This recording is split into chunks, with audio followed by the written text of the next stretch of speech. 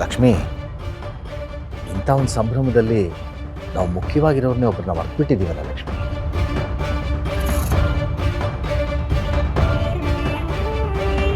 ಮುಖ್ಯವಾದವ್ರನ್ನ ಯಾರು ಇದು? ನಮ್ಮ ಅಳಿಯಂದ್ರು ಜಯಂತ್ ಅವ್ರನ್ನ.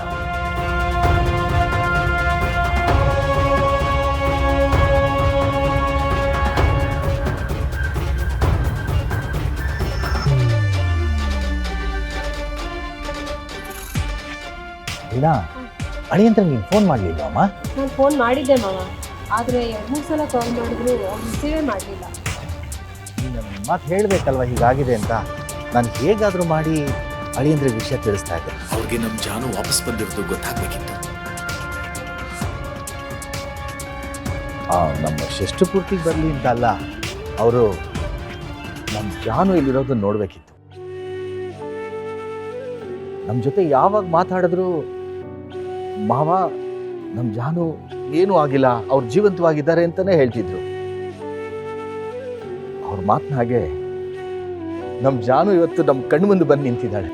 ಅವಳನ್ನು ನೋಡ್ಬೇಕಿತ್ತು ಅವರು.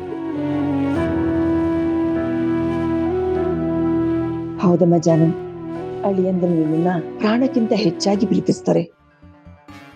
ನಾವಿಬ್ರು ನೀವು ಇನ್ನೊಂದು ಮದುವೆ ಮಾಡ್ಕೊಳ್ಳಿ ಅಂತ ಹೇಳಿದಾಗ ಈ ಜನ್ಮದಲ್ಲಿ ಜಾನು ಒಬ್ಳೇನೆ ಅವ್ರ ಸ್ಥಾನನ ತುಂಬೋದಕ್ಕೆ ಯಾರಿಂದನೂ ಸಾಧ್ಯ ಇಲ್ಲ ಅಂತ ಹೇಳಿದ್ರು. ಅಂಥ ಗಂಡನ್ನ ಪಡೆಯೋದಕ್ಕೆ ನೀನ್ ತುಂಬಾ ಪುಣ್ಯ ಮಾಡಿದ್ಯಮ್ಮ.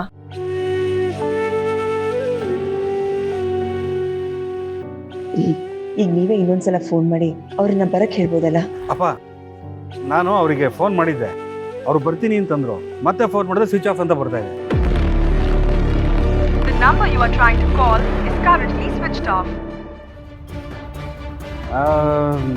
ಮೋಸ್ಟ್ಲಿ ಯಾವುದೋ ಮೀಟಿಂಗಲ್ಲೋ ಅಥವಾ ಯಾವುದೋ ಕೆಲಸದಲ್ಲಿ ಬ್ಯುಸಿ ಆಗಿರ್ಬೋದು.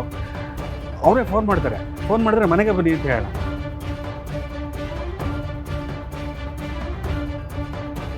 ಹೌದಪ್ಪ, ಹೇಗೂ ಇವಾಗ ಇದೆಲ್ಲ ಮುಗೀತಲ್ವಾ, ನಾನು ಮನೆಗೆ ಬರಲೇಬೇಕು, ಅಜ್ಜಿನೂ ನೋಡ್ಬೇಕಲ್ವಾ, ಆಗ ನಾನೇ ಫೋನ್ ಮಾಡಿ ಬರಕ್ಕೆ ಹೇಳ್ತೀನಿ. ಆಗಲಿ, ನೀನು ಫೋನ್ ಮಾಡಿದ್ರೆ ಅವ್ರು ಎಂಥ ಮುಖ್ಯವಾದ ಕೆಲಸದಲ್ಲಿದ್ರು ಅದನ್ನೆಲ್ಲ ಬಿಟ್ಟು ಖಂಡಿತ ಬಂದೇ ಬರ್ತಾರೆ. ಹೌದು, ಮತ್ತೆ ನಮ್ ಜಾನು ಅಂದ್ರೆ ಸುಮ್ನೆನಾ? ಜಾನು ಕರೆದ್ರೆ ಜಯಂತ್ ಅವರು ಎಲ್ಲಿದ್ರು ಬಂದೇ ಬರ್ತಾರೆ.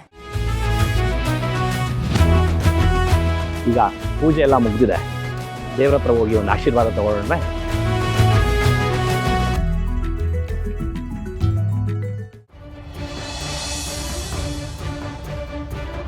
ಯಾಕೆ ಜಾನು ಜಯಂತ್ ಅವ್ರ ಬಗ್ಗೆ ಮಾತಾಡ್ತಿದ್ದಾಗೆ ಆ ವಿಷಯನ ಅವಾಯ್ಡ್ ಮಾಡೋ ಹೋಗಿ ಮಾತಾಡಿದೆ? ಹೀಗೆ ಮಾಡಿದ್ರೆ ಅವ್ರಿಗೆ ಅನುಮಾನ ಬರಲ್ವಾ?